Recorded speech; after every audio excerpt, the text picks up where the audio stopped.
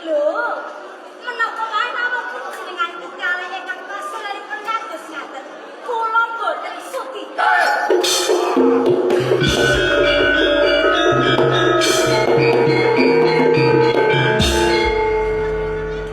Nuwun Prabu Erlangga, Kisana Adipati Lembusaya. Napa kados wonten anggenipun? Kula wendah putri Songgolangit. Banjur apa sing entuk karepake Kisana Lembusaya? Anggenipun nampik nyonya batosipun Lembusara.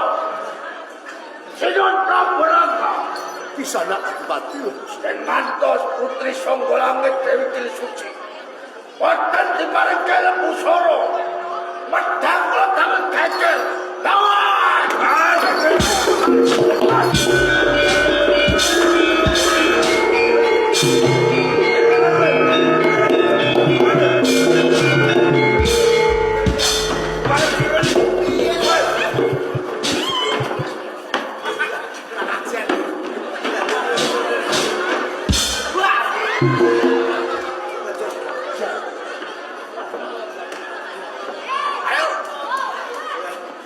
Munggah aja takon dosa. Ayo, munggah iki sik.